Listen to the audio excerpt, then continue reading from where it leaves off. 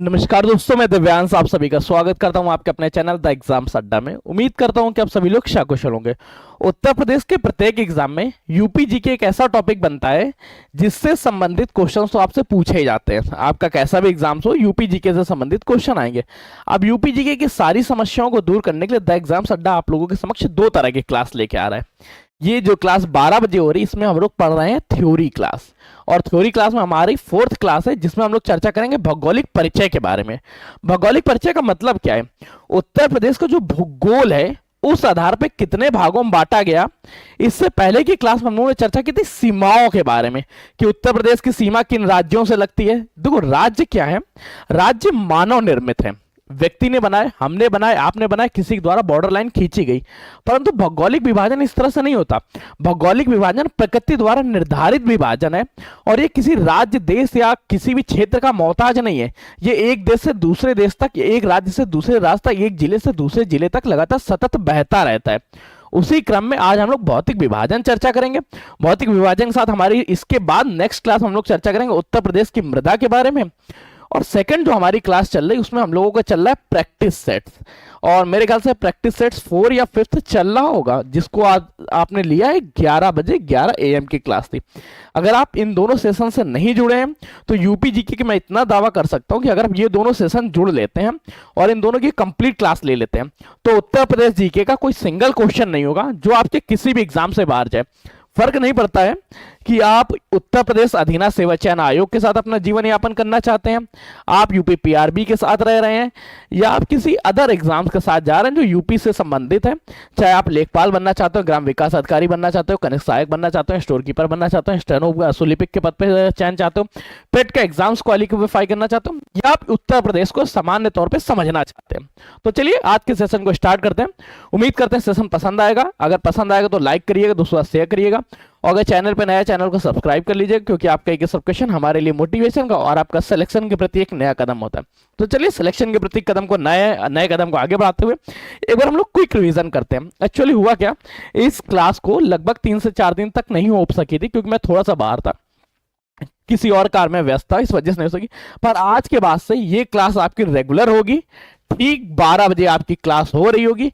कभी अगर समय को लेकर थोड़ा बहुत अप डाउन होता तो मैं आपको पहले से ही हमारे व्हाट्सएप और टेलीग्राम दोनों जगह अवगत करा दूंगा। व्हाट्सएप ग्रुप ले लीजिए, टेलीग्राम ग्रुप ले लीजिए, ताकि आप लोगों को इन सभी की पीडीएफ मिल सके। तो चलिए सेशन को स्टार्ट करता हूं, देखते हैं। इससे पहले हम लोगों ने चर्चा की थी उत्तर प्रदेश के परिचय के बारे में। उत्तर प्रदेश है क्या? क्षेत्रफल के आधार पर कौन सा राज्य है, जनसंख्या के आधार पर कौन सा राज्य है, ये कंफर्म हो गया डाटा। क्षेत्रफल के आधार पर कौन सा राज्य था, जनसंख्या के आधार पर कौन सा था। क्षेत्रफल के आधार पर चौथा सबसे बड़ा राज्य था, जनसंख्या के आधार पर सबसे बड़ा राज्य था। जनसंख्या कितनी है? 19,98,12,341। और क्षेत्रफल की चर्चा कर रहे तो उत्तर प्रदेश का जो क्षेत्रफल है 2,40,920 वर्ग किलोमीटर है, या 93,023 वर्ग मील है। डाटा अलग अलग, कभी कभी अलग अलग जगह पूछ लिया जाता है, इसलिए हम लोगों को दोनों डाटा याद करना चाहिए और दोनों के बारे में कंफर्म रहना चाहिए। चाहे वर्ग किलोमीटर में पूछ ले, चाहे वर्ग मील में पूछ ले। अगर ये भारत के क्षेत्रफल के बाद चर्चा करेंगे तो भारत के क्षेत्रफल का 7.33% है। फिर हम लोगों ने चर्चा की थी उत्तर प्रदेश के नामकरण के बारे में कि उत्तर प्रदेश का नामकरण उत्तर प्रदेश किस तरह से बनता है। इसके लिए आपको 4 डेट्स याद रखनी है। 4 डेट अगर याद हो जाए तो एक और याद रख लीजिएगा। सबसे 1936, 1970, सॉरी 1836, 1800, क्या कुछ इश्यूज है? एक सेकंड रुक जाओ, बोर्ड कोई एरर कर रहा है, लेट मी फाइंड इट। चलो ठीक है, 1902, 1937। जब ये 4 डेट याद हो जाएंगी तो आपको एक डेट और याद हो जाएगी, 24 जनवरी 1950। 24 जनवरी 1950 को उत्तर प्रदेश का अपना नाम उत्तर प्रदेश प्राप्त होता है, इसीलिए प्रत्येक 24 जनवरी को यूपी स्थापना दिवस मनाया जाता है। इसके बाद क्या होता है कि सन 2000 की घटना है कि 13 जिलों को काट के उत्तर प्रदेश से एक पहाड़ी जिला था, जो 13 पहाड़ी जिले थे उनको हटा के उत्तरांचल राज्य बना दिया। उत्तरांचल का वर्तमान नाम उत्तराखंड है। ये सभी चीजें हम लोग पहले की क्लास में पढ़ चुके हैं। इन सभी की पीडीएफ आप लोगों को हमारे टेलीग्राम और व्हाट्सएप चैनल पे मिल चुकी होगी। अगर नहीं मिली तो तुरंत आप लोग कमेंट करिए, पीडीएफ के करके मैं आपको ये सारी चीजें प्रोवाइड करा दूंगा। फिर हम लोगों ने राजधानी परिवर्तन के बारे में चर्चा की कि उत्तर प्रदेश की राजधानी आगरा कब थी, आगरा से इलाहाबाद कब हुई, जिसको वर्तमान समय में प्रयागराज के नाम से जानते हैं, और इसके बाद लखनऊ किस तरह से बनती है, कब आंशिक रही, कब पूर्णतः रही, इन सभी बारों में चर्चा की। फिर उत्तर प्रदेश की सीमाओं के बारे में चर्चा की कि पूर्व से 25 तक 650 किलोमीटर, उत्तर से दक्षिण तक 240 किलोमीटर। उत्तर प्रदेश का अगर पूर्वी जिले की चर्चा करें तो बलिया, बलिया बिहार से लग रहा होता है। पश्चिमी की चर्चा करें शामली से, उत्तर की चर्चा करें सहारनपुर से, और सोनभद्र, इस बारे में चर्चा की थी। फिर हम लोगों ने चर्चा की थी उत्तर प्रदेश के जो राजनीतिक विभाजन है वो राजनीतिक विभाजन किस क्रम में किया गया। उत्तर प्रदेश में 18 मंडल हैं, 75 जिले हैं, 351 तहसीलें, आवास विकास 54 है, अब विकास प्राधिकरण 28 है, विशेष क्षेत्र विकास प्राधिकरण 5 है, जिला पंचायतों की संख्या 75 है, ग्राम पंचायतें 58 189 है, कैंटों की संख्या 13 है, योजनाबद्ध नगर 3 स्थापित हुए, Noida, greater Noida, new Kanpur city. अगर उत्तर प्रदेश के आर्थिक विभाजन की चर्चा करें तो आर्थिक विभाजन के तौर पे 4 भागों में बांटा गया, जिसमें से सबसे बड़ा और सबसे छोटा पूछा जाता है। सबसे बड़ा पश्चिमी आर्थिक विभाग है, सबसे छोटा बुंदेलखंडी आर्थिक विभाग है। आपको याद होगा ये क्वेश्चन उत्तर प्रदेश में लेखपाल के एग्जाम में पूछ लिया गया था। सबसे बड़ा आर्थिक विभाजन क्षेत्र कौन सा है उत्तर प्रदेश का, आपको वहां पे ध्यान देना था कि पश्चिमी आर्थिक विभाग 30 जिलों के साथ, सबसे छोटा बुंदेलखंडी 7 जिलों के साथ, पूर्वी आर्थिक संभाग की चर्चा करें तो 28 जिले हैं, केंद्रीय आर्थिक संभाग में 10 जिले हैं। उत्तर प्रदेश में महिलाओं का आरक्षण कितना है, पंचायतों में कितना आरक्षण, ये जनरल क्वेश्चन है, इसलिए इसके बारे में चर्चा नहीं की थी। फिर हम लोगों ने चर्चा की थी उत्तर प्रदेश के मंडलों के बारे में कि 3 ऐसे मंडल हैं जो बड़े मंडल हैं जिनके बारे में लगातार पूछा जाता है। कौन कौन सा, कानपुर मेरठ लखनऊ, कानपुर मेरठ और लखनऊ, इनमें 6-6 जिले हैं। इसके बाद 5 जिलों वाले मंडल की चर्चा की 3 के बारे में, और फिर याद रखिएगा 3 जिले वाले मंडल कौन से हैं, मिर्जापुर, आजमगढ़, बस्ती, झांसी और सहारनपुर मंडल। फिर हम लोगों ने चर्चा की थी कि कुछ ऐसे मंडल हैं जिनके मुख्यालय अलग अलग हैं। 18 मंडल पड़े, 18 में ज्यादातर के मंडलों के नाम सेम है तो उन्हें याद करने की जरूरत नहीं। अगर आपसे पूछ ले कानपुर मंडल का हेडक्वार्टर कहां है, तुरंत आप बता देंगे कानपुर में। अगर आपसे क्वेश्चन बोले मिर्जापुर मंडल का हेडक्वार्टर कहां है तो आप बता देंगे मिर्जापुर में है। लेकिन अगर देवी पाटन मंडल का पूछ ले तो देवी पाटन ना बता के गोंडा बताइएगा। चित्रकूट धाम मंडल का हेडक्वार्टर पूछ लो तो बांदा बताइएगा। ये अलग नाम है, पूछे जा सकते हैं और इसमें गलतियां हो सकती हैं, इसलिए इसको अलग से इंडिकेट कर लिया था। फिर हम लोगों ने जिलों के बारे में पढ़ा था, जिलों के भी नाम अलग हैं और मुख्यालय सेम है परंतु कुछ के अलग अलग है। जैसे गौतम बुद्ध नगर नोएडा, संत कबीर नगर खलीलाबाद, अमेठी का गौरीगंज है, कौशाम्बी की चर्चा करें कौशाम्बी का मंजनपुर है, भदोही का ज्ञानपुर है, संभल का पवाश है। अंबेडकर नगर जिले की चर्चा करें अकबरपुर है, कुशीनगर की चर्चा करें पडरौना है, कानपुर देहात अकबरपुर माती है, सिद्धार्थनगर नौगढ़, सोनभद्र, रॉबर्ट्सगंज, जालौन, उरई, फर्रुखाबाद, फतेहगढ़, इस बारे में चर्चा की। फिर हम लोगों ने चर्चा की उत्तर प्रदेश की सीमाओं के बारे में कि उत्तर प्रदेश की सीमाओं का निर्धारण किस प्रकार से होता है। उत्तर प्रदेश की सीमा के बारे में चर्चा की थी तो वहां देखा था कि 8 राज्य, 1 केंद्र शासित प्रदेश और 1 अंतरराष्ट्रीय सीमा वाला देश भी है। देश का नाम नेपाल है, इस बारे में देखा था। और साथ हम लोगों ने चर्चा की थी 8 राज्य कौन कौन से। हाँ, अगर आप इनके बारे में डिटेल देखना चाहते हैं तो इनसे संबंधित क्लास प्लेलिस्ट में देख लीजिएगा, वहां हम लोगों ने कंप्लीट डिटेल में एक एक पॉइंट्स को इंडिकेट किया है। आज हम लोग इसका क्विक रिवीजन कर रहे हैं और चर्चा करेंगे आज भौतिक विभाजन के बारे में, उत्तर प्रदेश का भौगोलिक विभाजन किस प्रकार से। फिर हम लोगों ने चर्चा की थी उत्तर प्रदेश की सीमाओं से लगे हुए राज्यों के बारे में कि राज्य जिलों के साथ कौन कौन से सीमा साझा करते हैं। फिर यहां से आगे हम लोग बढ़े थे और आगे बढ़ते हुए हम लोगों ने चर्चा किया था उत्तर प्रदेश की मृदा के बारे में, मेरे ख्याल से है ना। चलिए, एनसीआर क्षेत्र में कौन कौन से जनपद शामिल हुए। देखिए, एनसीआर में कुल 24 जनपद शामिल है। उत्तर प्रदेश के 8 हैं, हरियाणा के 14 हैं, राजस्थान के 2 हैं। उत्तर प्रदेश के 8 याद कर लीजिएगा, गौतम बुद्ध नगर, गाजियाबाद, हापुड़, बुलंदशहर, बागपत, मेरठ, मुजफ्फरपुर, शामली। बाकी हरियाणा और राजस्थान के बारे में थोड़े थोड़े पढ़ लीजिएगा। 4 प्रस्तावित है, उनके बारे में देख लीजिए। मथुरा प्रस्तावित है, अलीगढ़ प्रस्तावित है, हाथरस प्रस्तावित है और बिजनौर प्रस्तावित है। हो सकता है भविष्य में मिल जाए। उत्तर प्रदेश के राजकीय प्रतीक चिन्हों के बारे में चर्चा की थी कि उत्तर प्रदेश का प्रतीक चिन्ह कौन कौन से हैं। जैसे अगर उत्तर प्रदेश के राजकीय पुष्प की चर्चा करें पलाश या टेसू, पशु की चर्चा करें बारहसिंगा, पक्षी सारस या क्रॉन्स, वृक्ष कौन है अशोक। उत्तर प्रदेश का राजकीय चिन्ह जो है एक वृत्त में 2 मछली और एक तीर धनुष है। भाषा की चर्चा करें हिंदी और उर्दू है। और उत्तर प्रदेश का राजकीय खेल की चर्चा करें तो हॉकी है। अशोक के वृक्ष का वैज्ञानिक नाम याद रखिएगा शर्का इंडिया है। और पलाश की चर्चा करें जो उत्तर प्रदेश का राष्ट्रीय पुष्प बनता है, उसका राष्ट्र वैज्ञानिक नाम ब्यूटिया मोनोस्पर्मा है। बारहसिंगा की चर्चा करें, रूसस डेवलप्सिया और सारस की चर्चा करें, एंटीगोनी एंटीगोनी है। तो ये चीजें हम लोगों ने पहले क्लास में पढ़ चुके हैं। आज हम लोग चर्चा करेंगे उत्तर प्रदेश के भौतिक विभाजन के बारे में। ध्यान रखो, अब भौतिक विभाजन का मतलब क्या है। उत्तर प्रदेश में नदियां किस प्रकार से प्रवाहित होती हैं, नदियों के आधार पर, भूमि के आधार पर किस प्रकार से बांटा गया। अब भौतिक विभाजन के बारे में देखें तो सन 2000 से पहले की चर्चा करें तो 2000 से पहले 3 क्षेत्र थे और तीनों बड़े स्पष्ट थे। एक पहाड़ी क्षेत्र था, समतली क्षेत्र था तथा दक्षिण का पठार था। हम लोग पढ़ चुके हैं कि उत्तर प्रदेश के दक्षिण में मध्य प्रदेश के जो बुंदेलखंड के पठार होते हैं उनके अवक्षेप पाए जाते हैं, उत्तर में हिमालय के अवक्षेप पाए जाते हैं, बीच का समतल का क्षेत्र था। परंतु किया क्या, सन 2000 में 13 जिलों को काट के, 13 पहाड़ी जिलों को काट के अलग कर दिया गया। अब इनका विभाजन इतना स्पष्ट नहीं रह गया। अब विभाजन को लेकर लगातार समस्याएं आती हैं और उन समस्याओं को नहीं याद रखना, हम लोगों को याद रखना है कि उसके बारे में कौन सा सोल्यूशन है और किस तरह से एग्जाम है, इसके बारे में देखिए। पहले ग्लोब में स्थिति देखते हैं। क्षेत्रफल पहले चर्चा कर चुके हैं, जलवायु क्या है, उष्णकटिबंधीय मानसूनी जलवायु है। उत्तर प्रदेश के ग्लोब की स्थिति चर्चा करें तो उत्तर प्रदेश का अक्षांशीय विस्तार 7 डिग्री 36 मिनट का है, जो 23 डिग्री 52 मिनट से लेकर 30 डिग्री 24 मिनट तक का उत्तरी अक्षांश है। वहीं देशांतरी विस्तार करें तो ये देशांतरी विस्तार 7 डिग्री 9 मिनट का है, जो 77 डिग्री 5 मिनट से लेकर 84 डिग्री 38 मिनट तक पूर्वी देशांतर में फैला हुआ है। ध्यान रखो, पॉइंट्स याद रखने कैसे, जस्ट याद करते हैं। 23 डिग्री 52 मिनट से लेकर 30 डिग्री 24 मिनट। अगर आपको विस्तार नहीं याद होता तो दोनों को घटा लेना। मिनट को घटाने के लिए 60 तक का ध्यान रखना, केवल 60 से ही मिनट घटता है, वहां पे 100 का टेबल मत रखिएगा, ठीक है। अगर पूर्वी देशांतर की चर्चा करें तो पूर्वी देशांतरी विस्तार 77 डिग्री 5 मिनट से लेके 84 डिग्री 38 मिनट तक का है, जो 7 डिग्री 9 मिनट का बनता है।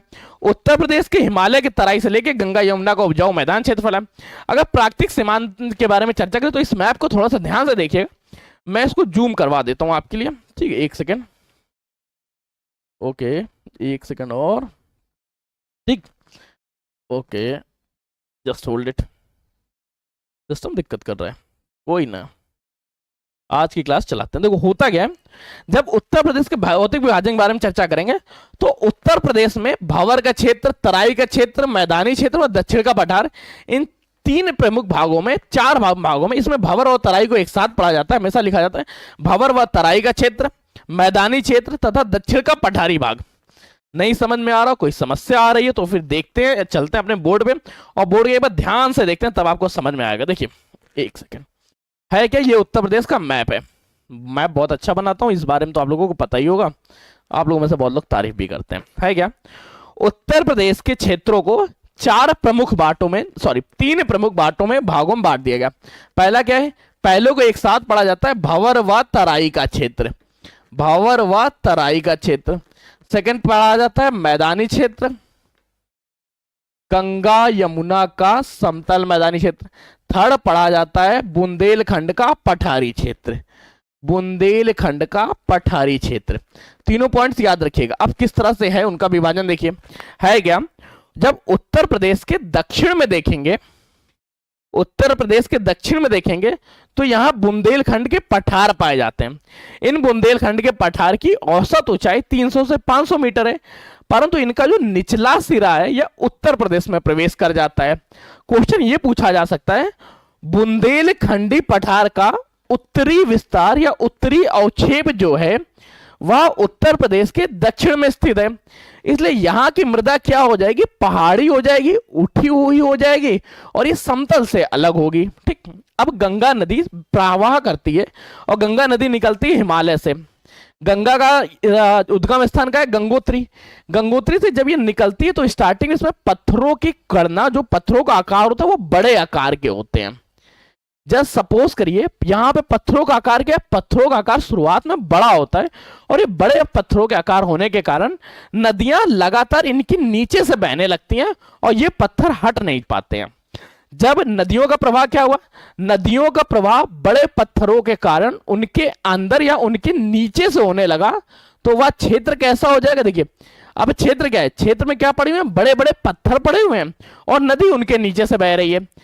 पॉइंट वन याद रखो, जब नदी नीचे से बह रही है तो वो जगह तो उपजाऊ रह नहीं गई, किसी फसल के लायक रह नहीं गई, क्षेत्र क्या होगा, क्षेत्र अनुपजाऊ हो गया तथा नदियां लुप्त हो गई या नदियां यहां लुप्त होकर बह रही होती हैं। ठीक, फिर क्या होता है, धीरे धीरे जब नदियों का फ्लो आगे बढ़ता है तो यही पत्थरों का आकार घर्षण के कारण, ग्रेविटी के कारण, लगातार बहने के कारण आकार छोटा होता जाता है। और जैसे जैसे ये छोटे होते जाते हैं वैसे वैसे ये आकार में और आगे बढ़ते हुए फैलते जाते हैं। जब ये और आगे जाके फैलेंगे तो यह क्षेत्र क्या हो जाएगा, यह क्षेत्र में क्या है, नदियां दिखने लगेंगी और नदियों के जो कण हैं वो थोड़े बड़े से हैं, मतलब दलदली टाइप की मिट्टी हो जाएगी, क्षेत्र उपजाऊ हो जाएगा, परंतु यह उपजाऊपन समतल की अपेक्षा कम होगा और नदियों के जो कण हैं रेतीले कणों की आकार थोड़ा छोटा हो जाएगा। भंवर में बड़े पाए गए, तराई में छोटे पाए गए। फिर नदियां और आगे बहेंगी, नदियों का प्रवाह होते होते ये समतल क्षेत्र में आ जाएगा। समतल क्षेत्र में होता क्या है, जब लगातार 100-200 सालों तक एक जगह से नदी बहती रहती है तो वहां पे सिल्ट इकट्ठा हो जाता है। सिल्ट नहीं समझ में आ रहा, बहुत खटिया सा शब्द हो जाता है, तो इसके लिए ध्यान रखोगा। नदियों द्वारा जो बालू लाई गई, जो सिलिका लाई गई, वो लगातार एक जगह पे गिराई जाने लगती है और एक जगह पे गिरते गिरते वो जगह थोड़ी थोड़ी ऊंची होने लगती है। जब वो जगह ऊंची हो जाएगी तो नदी क्या करेगी, नदी दूसरे क्षेत्र से प्रवाहित होने लगेगी, अपना वो प्रारंभिक बेसिन या प्रारंभिक क्षेत्र छोड़ के दूसरे क्षेत्र से प्रवाहित होने लगती है। तो इस दशा से और मृदा का निर्माण होगा।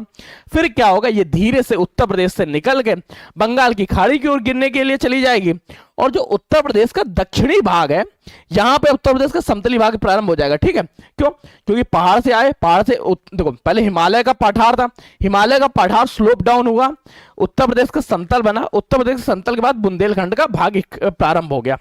ध्यान से देखने के लिए यहां से ध्यान रखिए, उत्तर प्रदेश में हिमालय का पठार, हिमालय के पठार और नीचे से दक्षिण का पठार, इन दोनों के मध्य में क्या पाया जाएगा, समतल क्षेत्र। देख लेते हैं, अब एक बार बोर्ड पे चलते हैं, पेन ड्राइव पे। भंवर मैदानी क्षेत्र, दक्षिण का पठार, दक्षिण के पठार को बुंदेली पठार का क्षेत्र कहते हैं। इस तरह से उत्तर प्रदेश का भौगोलिक विभाजन है। अब भौगोलिक विभाजन के बारे में देखते हैं क्या है। देखिए, एक लाइन लिखी हुई है, उत्तरांचल के गठन के फलस्वरूप उत्तर प्रदेश का पर्वतीय भाग 13 जिलों उत्तराखंड में चलेगा। ये लाइन पहले से ध्यान होनी चाहिए। उत्तरांचल नहीं हो तो उत्तराखंड यहां लिखा होगा कि उत्तराखंड का निर्माण उत्तर प्रदेश के 13 पहाड़ी जिलों की वजह से हुआ था, जिस वजह से जो पहाड़ी क्षेत्र था वो तो चला गया, अब बचे कौन से, उत्तर प्रदेश के 3 भागों में बांटा गया, उत्तर का भंवर व तराई का मैदान, मैदानी क्षेत्र व दक्षिण का पठारी क्षेत्र। अब इनके बारे में थोड़ी थोड़ी लाइन याद रखिएगा। अगर भंवर व तराई के क्षेत्र की चर्चा करें तो भंवर का क्षेत्र उत्तर प्रदेश का उत्तरी क्षेत्र है, तराई का क्षेत्र उसके जस्ट नीचे से प्रारंभ हो जाएगा, सहारनपुर से लेकर कुशीनगर तक फैला जाएगा। भंवर क्षेत्र की चर्चा करें तो भंवर क्षेत्र का निर्माण क्या हुआ, बड़े बड़े कंकड़ पत्थरों से हुआ। लाइन याद रखिए, जिस देखिए अगर ग्राफ के तरह से या मैप में देखेंगे तो वहां से जल्दी याद हो जाएगा। बाकी अगर आपको ये नोट्स चाहिए तो ये नोट्स तो आपके लिए ओपन ही है, ये तो हमेशा आपको मिलेंगे।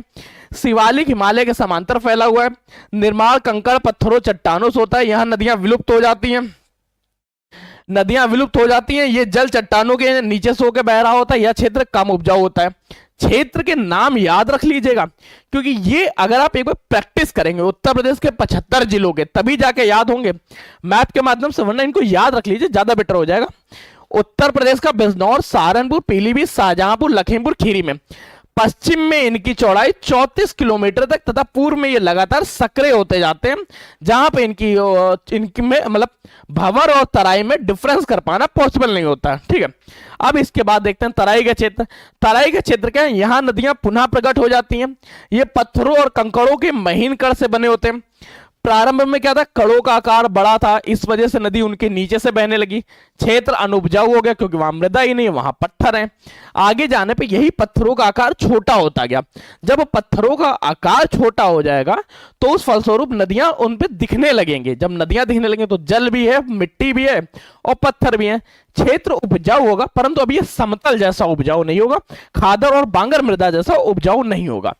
तराई का क्षेत्र है, इसका अधिकतम क्षेत्र कृषि योग्य होता है, अधिकतम होता है। क्षेत्र कौन से, सहारनपुर, बिजनौर, रामपुर, पीलीभीत, महाराजगंज, लखीमपुर खीरी, बहराइच, गोंडा, बस्ती, सिद्धार्थनगर।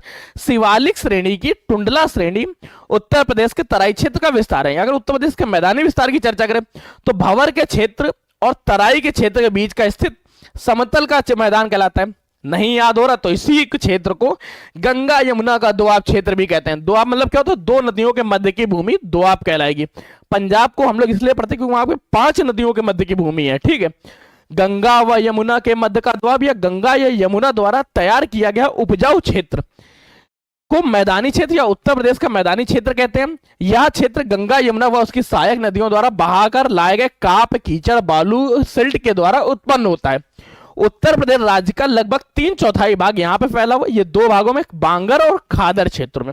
अगर बांगर और खादर की चर्चा करें तो देखिए, अभी हम लोगों ने पढ़ा था नदियां लगातार एक क्षेत्र में लगातार बहती रहती हैं। वो क्षेत्र ऊंचा हो गया, नदियों ने वो क्षेत्र छोड़ दिया। जब क्षेत्र ऊंचा हो गया, अब वहां पे पहले तो बहुत ज्यादा उपजाऊ क्षेत्र था, परंतु धीरे धीरे फसल करने के कारण वहां का उपजाऊपन कम हो जाएगा। अब नई उपजाऊ जगह कहां रहेगी? जहां पर नदी का जल पुनः प्रवाहित हो रहा, लगातार बहता जा रहा है। अब देखो बांगर क्षेत्र क्या है? नदी से दूर वाला क्षेत्र है, जहां नदियों द्वारा लाई गई मिट्टी नवीनीकृत नहीं हो पाती, यहां बाढ़ नहीं आती। इसका निर्माण मध्य प्लस्टीन काल में हुआ था और जलोढ़ मृदा के फलस्वरूप है। ये अपेक्षाकृत ऊंचाई वाले क्षेत्र होते हैं। यहां पहले नदी प्रवाहित होती थी, परंतु अब नदियां वहां से नहीं प्रवाहित हो रही हैं, सॉरी, अब नदियां वहां से नहीं बह रही हैं, पहले वहां बहती थी। पहले नदियों द्वारा लाए गए सिल्ट के कारण उसका निर्माण हुआ है। अब नदियों ने अपने बहने का क्षेत्र या प्रवाह क्षेत्र ही बदल दिया। फिर यहाँ पे हम क्या कंकड़ व भून मृदा इत्यादि की विशेषता पाई जाती है। वही खादर की चर्चा करें, नदियों के पास का क्षेत्र जहां पर लगातार बाढ़ से लाई जाती मिट्टी, हर वर्ष बाढ़ आने के कारण मृदा का नवीनीकरण हो जाता है। इसकी ऊंचाई बांगर क्षेत्रों में कम होती है। मुख्य तौर पर यहाँ गन्ना, चावल, गेहूं इत्यादि फसल होगी। खादर और बांगर में फसलों का उत्पादन सेम ही होगा, परंतु थोड़ा थोड़ा डिफरेंस होता रहेगा। अब क्षेत्रीय विशेषताओं के आधार पर भी मृदा को कई भागों में बांटा है, जैसे गंगा यमुना का दोआब क्षेत्र, रुवेलखंड क्षेत्र, अवध मैदानी क्षेत्र, पूर्वांचल क्षेत्र। इस बारे में चर्चा, क्षेत्रीय आधार पर मृदा का विभाजन किस प्रकार से किया गया, इस बारे में चर्चा कल की क्लास में करेंगे। आज के सेशन को यहीं तक रख रहे हैं। उम्मीद करते हैं आपको हमारा सेशन पसंद आया होगा। अगर पसंद आया तो लाइक करिएगा, दूसरा शेयर करिएगा। चैनल पर नया, चैनल को सब्सक्राइब कर लीजिएगा, क्योंकि आपका एक सब्सक्रिप्शन हमारे लिए मोटिवेशन का और आपके सिलेक्शन के प्रति एक नया कदम होता है। आज के सेशन को यहीं रखना है, मिलते हैं नए सेशन में नई जानकारी के साथ। तब तक के लिए कीप स्टडी, कीप स्माइलिंग, पढ़ते रहिए, मुस्कुराते रहिए। पढ़ाई मुस्कुराहट एक साथ अच्छी लगती है, अकेले में दोनों ही अधूरे हैं। और हम कम से कम 10 दोस्तों के साथ शेयर करिएगा और उनसे कहिए वो और भी 10 दोस्तों शेयर करें। तब तक के लिए धन्यवाद।